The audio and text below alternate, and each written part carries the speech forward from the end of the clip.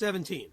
And while Kepha was doubting within himself about what the vision might mean, because see, he didn't understand, then the men who had been sent from Cornelius, having asked for the house of Shimon, stood at the gate. And calling out, they inquired whether Shimon, also known as Kepha, was staying there. And as Kepha was thinking about the vision, the Spirit said to him, "See, 3 men seek you. But rise up, go down, and go with them, not doubting at all, for I have sent them." See, now we're finding out right away that Kepha, who is doubting, and the Spirit knows he's doubting, because the Spirit says not doubting at all in verse 20, go with these men. In other words, this is going to answer your questions about the vision. So Kepha, verse 21, went down to the men who had been sent to him from Cornelius and said, "Look, I am the one you seek. Why have you come?" And they said, "Cornelius the captain, a righteous man, and one who fears Elohim, and well spoken of by the entire nation of the Yehudim, was instructed by a set-apart messenger to send for you to his house and to hear words from you." See how this all fits neatly together. So there's context here is wrapped up in what's going on right now. So we're not to just jump to the conclusion, all of a sudden, out of nowhere, Peter has a vision saying that you can eat anything you want. In other words, we're still not sure at this point what's going on, but we're being told that whatever's going on is playing out right before our eyes. We're in the middle of the context. So inviting them in, verse 23, he housed them. And on the next day, Kepha went away with them, excuse me, and some brothers from Jaffa went with him as well. And the following day they entered into Caesarea, and Cornelius was waiting for them, having called together his relatives and close friends. And it came to be that when Kepha entered, Cornelius met him and fell down at his feet and bowed before him. But Kepha raised him up, saying, "Stand up, I myself am also a man." And talking with him, he went in and found many who had come together. And he said to them, he says, "You know that a Yehudite man, a Jew, is not allowed to associate with or go to one of another race. But Elohim has shown me that I should not call any man common or unclean." When was he shown this? Well, in the vision he was shown this. That the vision was a metaphor, that it was a parable, basically, for people, not food. And what he's saying is, I am calling something clean, in other words, something tahor that had been thought of before as being tameh. In other words, man has always been those that the Father would desire all men would be saved, as the verse we know, that all men should be saved. But yet there are things that we do that render us unclean. So now this is very different than saying you can't eat certain things and all of a sudden you can, because then Yahweh would be changing. Here he's not changing. He's clarifying a flaw in the system that had developed through the Talmudic observances and through being in captivity, that the Yehudim did not associate with those who were not Yehudim. This is not the Torah instruction not to associate. And so here, as the expansion is about to begin from bringing the gospel or the good word, the Besorah, to the Yehudim, now it's being expanded to all. And so Kepha was being shown in this vision, hey, if I'm calling something tahor, then don't you call it tameh. In other words, let me allow for you to understand that you can now go to these people. Now remember, it wasn't Yahweh that told them they couldn't, so this isn't Yahweh changing his mind. This was something that was self-imposed within the people, within the nation of Judah. Now, he says in verse 29, he says, "That is why I came without hesitation when I was sent for. So I ask, why have you sent for me?" Okay? So, that's giving us a little bit of the context. And then Cornelius says and answers him, for 4 days ago, 4 days ago I was fasting until this hour. And at the 9th hour I prayed in my house, and see, a man stood before me in shining garments and said, "Cornelius, your prayer has been heard, and your kind deeds were remembered before Elohim. Now send to Jaffa and call Shimon here, who is also called Kepha. He is staying in the house of Shimon, a leather tanner, by the sea, and when he comes he shall speak to you. So I sent to you immediately, and you have done well to come, and now we are all present before Elohim to hear all that you have been commanded by Elohim." And opening his mouth, Kepha said, "Truly I see that Elohim shows no partiality, but in every nation he who fears him and works righteousness is accepted by him." Well, guess what? We have tons of Tanakh context in Isaiah and other places that show this. And the Exodus from Egypt was a mixed multitude. We have it in Exodus. In Isaiah, we're told that the eunuch that keeps the Sabbath and seeks after and fears Yahweh will be given a name better than other names. We're told over and over again that contextually this is correct. We've got more than one witness. It fits completely into what the Torah teaches us, what the prophets teach us, and here Peter's now figuring it out. And he's understanding that with Elohim there is no partiality. In other words, it doesn't matter, as Paul likes to teach, that circumcised or uncircumcised avails not, birth line avails not, bloodline avails not, who your father was avails not. It's those that fear the Almighty and walk in all his ways and follow Deuteronomy 10:12, those get to be called the children of the living Elohim. This is critical. And so we can see contextually that there's nothing in here that has anything to do with food. But yet, those who want to read this without context, want to grab the verse and stand it alone where it says, what I've called common, don't you call uncommon, to say, okay, well, now you can eat anything you want. Well, let's see, it's just not true. The context completely teaches us the opposite. And so we go into chapter 11. In chapter 11, we have the story reiterated and then clarified. In chapter 11, in verse 1, it says, and the emissaries and brothers who were with Judah, were in Judah, heard that the Gentiles also received the word of Elohim. And when Kepha went to Jerusalem, those of the circumcision, the Jews, were contending with him, saying, you went into the uncircumcised men, the Gentiles, and ate with them. And Kepha began and set forth in order, saying. Now remember, we're dealing with a people issue. They did not get all upset in Jerusalem because Peter was all of a sudden eating pork. Nobody anywhere in the scriptures here is having a problem with what Peter's eating. It had to do with who he was eating with. Okay, believe me, if he had been eating, remember context, the who. We're dealing with the Jewish people where? In Jerusalem 2,000 years ago. Context. If anybody amongst them had started eating anything that was quote-unquote unclean against Leviticus chapter 11, they would have had a huge problem with it. But that's not the problem here. The problem here is the people he was eating with. Verse 3 again, you went into the uncircumcised men and ate with them. But Kepha began and set forth in order, saying, I was in the city of Yaffo praying, and in a trance I saw a vision, and a certain vessel again with the vessel with the corners and the creatures, etc., and he tells the story. And in verse 8 he goes, but I said, not at all, master, because whatever is common or unclean has never entered into my mouth. And then again, verse 9, the voice answered him, saying, what Elohim has cleansed you do not consider common. He said it took place 3 times. He said, and then he told the story of how the 3 men came. And in verse 12, and the Spirit said to me to go with them. And in verse 13, and he told us how he had been sent a messenger. This is Cornelius. And so then we go and to verse 16. I should say verse 15. He says, and again, and as I began to speak, the set-apart Spirit fell upon them, as it upon us, it also fell at the beginning. And I remembered the word of the Master, how he said, Yochanan indeed immersed in water, but you shall be immersed in the set-apart Spirit. So if Elohim gave them the same gift as he gave us, when we believed on the Master Yeshua Messiah, how was I able to withstand Elohim? And having heard this, they were silent and praised Elohim, saying, then Elohim has indeed also given to the Gentiles repentance to life. Again, all of this is context. Okay? They got it. By the time Peter was finished, they understood this was about people. Now, I know almost all of you listening probably get that too. But understand, this is where our brothers in the church are struggling. They don't read enough to get the context. The context is that why is this happening? This is happening because salvation is now being offered to the Gentiles.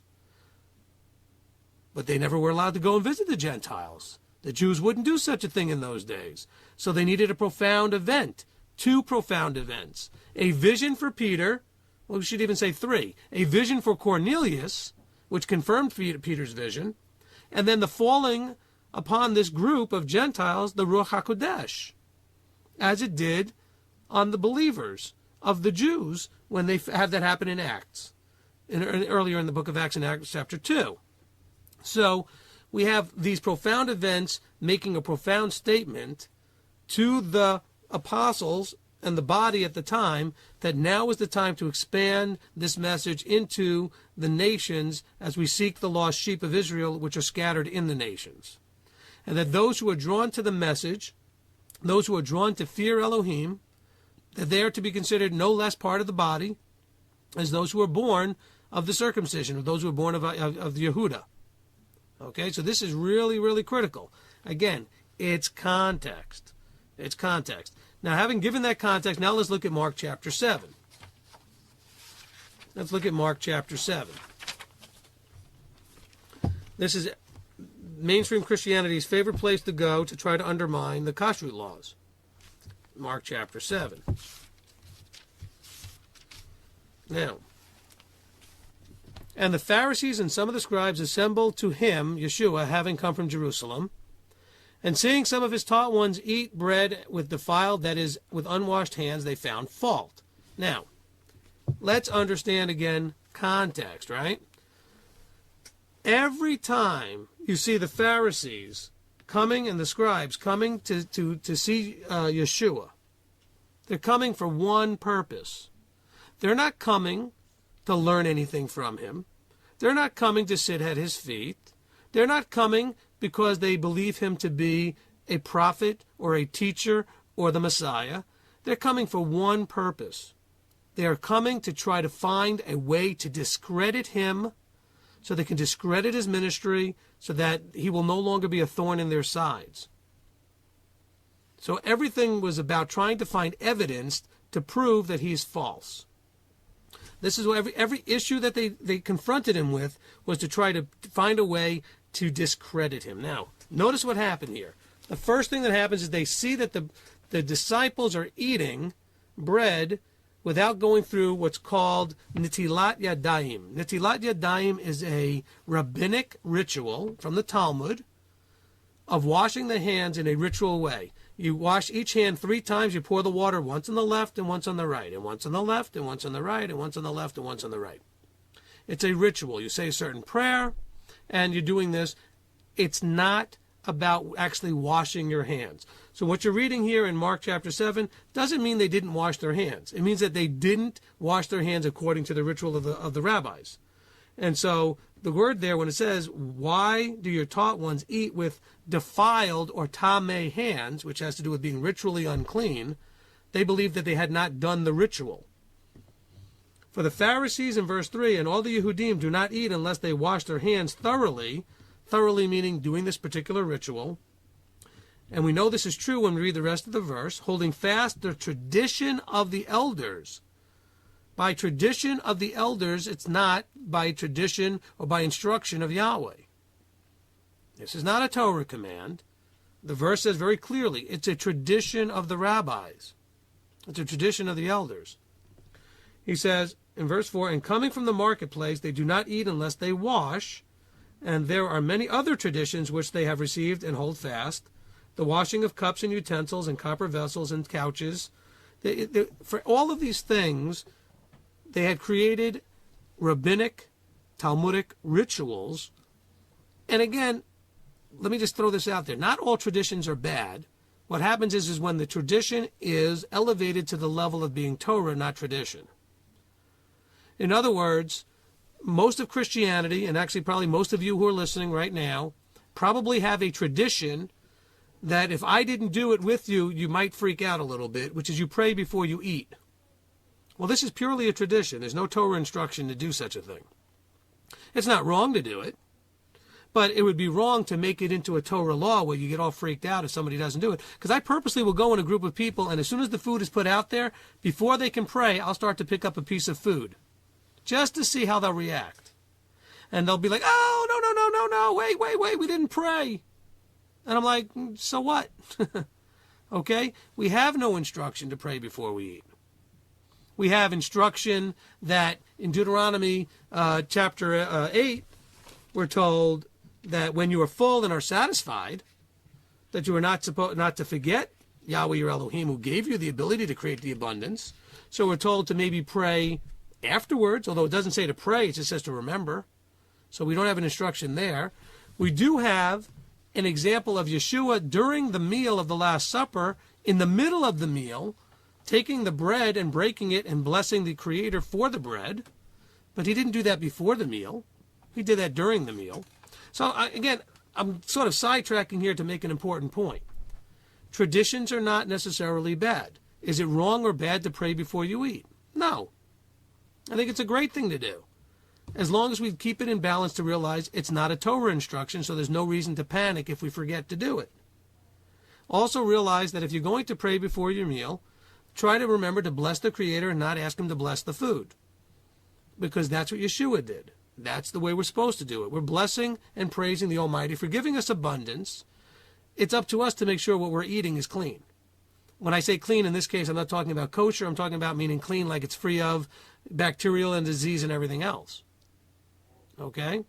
It's very key that we understand that it's a Christian thing to point towards the object instead of the creator of the object. And so we need to avoid that. That's why if you understand the Hebrew blessings, the Hebrew blessing for bread would be, blessed are you, Yahweh your Elohim, King of the universe, who brought forth or brings forth the bread from the earth. In other words, blessed are you, the Creator, who gives us this food. The Jew would never think to ask the Creator to bless the food. It would just not even be a thought for them to do that. Okay? Now, let's take that into the context here. There is a ritual of washing the hands, of washing different vessels that the Jews had adopted through their exile in Babylon and had become part of their Talmudic understanding. The Pharisees saw that the disciples were not adhering to these instructions, and so they had a problem with it, so they asked the question in verse 5. The Pharisees and scribes asked him, why do your taught ones not walk according to the tradition of the elders, but eat bread with unwashed hands? Now notice this. He did not say, why do your disciples break Torah? Because they weren't. Very key context here. Why do your disciples not walk according to the tradition of the elders? In other words, why are they not observing the Talmud?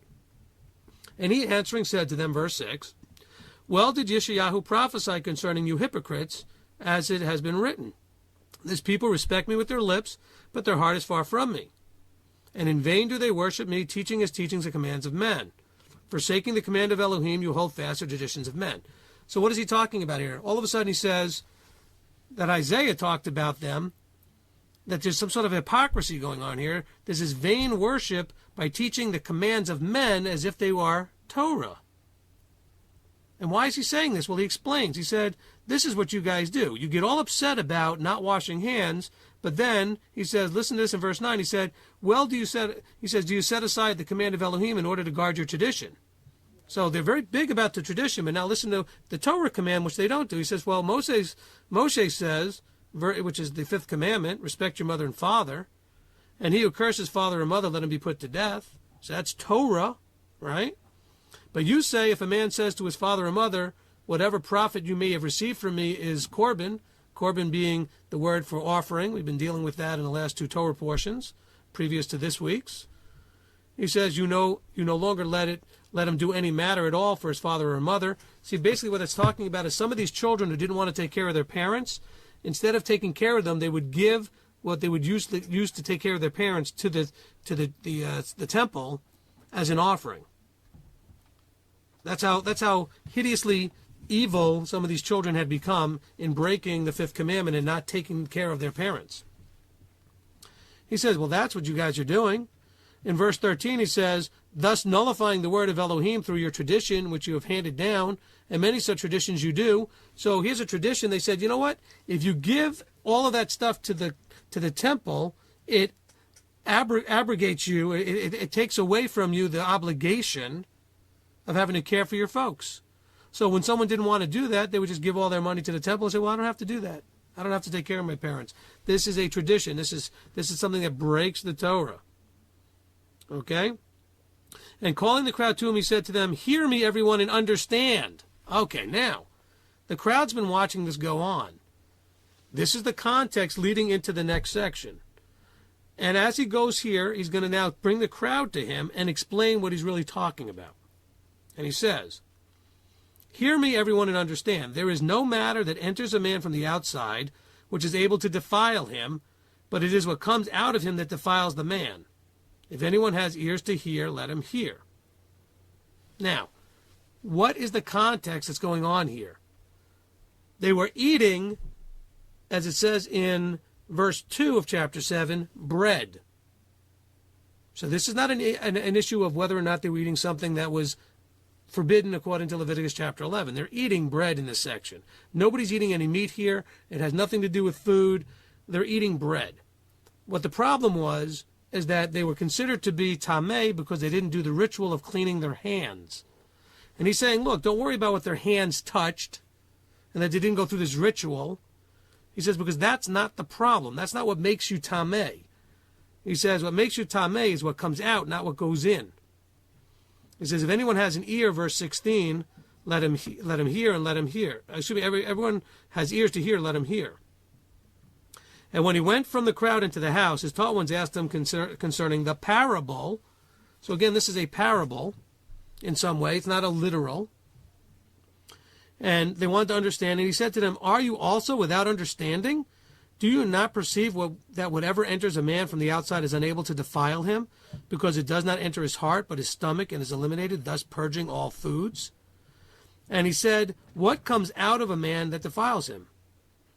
For from within, out of the heart of men proceed evil reasonings, adulteries, whorings, murders, thefts, greedy desires, wickednesses, deceit, indecency, an evil eye, blasphemy, pride, foolishness. All these wicked matters come from within and defile a man. Now, I don't have an NIV in front of me, but I think in verse 19 or in verse 23, in the NIV, which stands for the nearly or not so inspired version, it actually says in the verse, thus Jesus made all foods clean. I'm not talking about in the footnotes. This isn't something where there's a little letter or something and you look to the bottom of the page. They actually put it in the verse. And people read their terrible translations, these newer modern translations. And, we know the verses in Deuteronomy and other places that we have more than one witness that says, do not add or take away from this word. Yet, those who translated the New International Version, the NIV, felt it their duty to help people understand what's going on here by telling them that this is where Jesus made all foods clean. Now, what is the average person to do when they're reading the NIV except say, oh, this is the word of Yahweh. This is the inspired word. It's inerrant. It's perfect. Well, if it says it, it must be true. Really? Look, the only perfect, inspired, inerrant word is whatever was given originally, which we don't have a copy of. That's just a fact. If it bothers you, I'm sorry. If it upsets you, I'm sorry.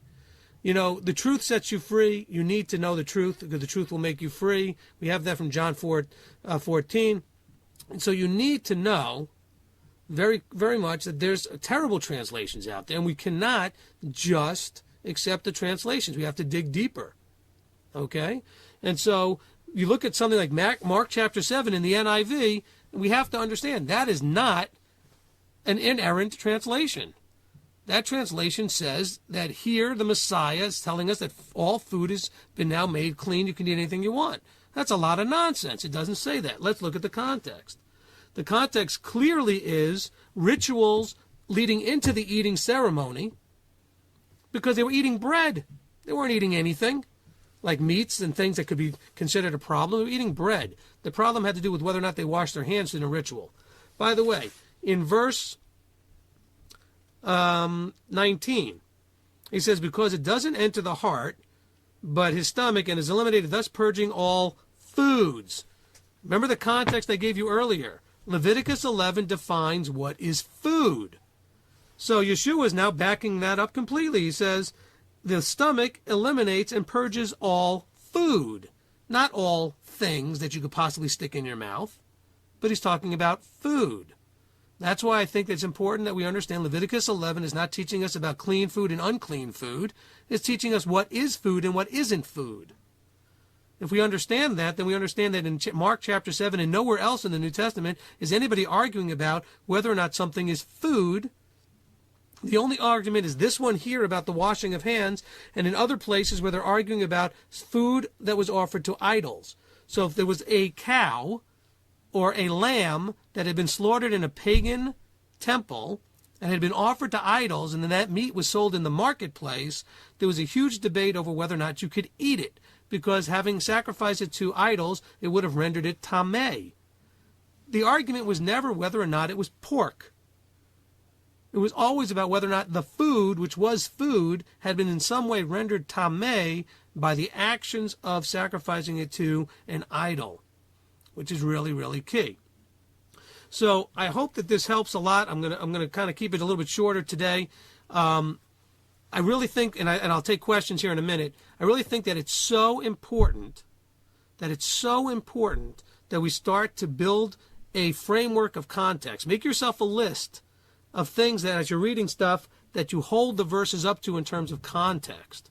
Okay? Go back through the who, what's, where's, when's, why's, how's that we talked about earlier.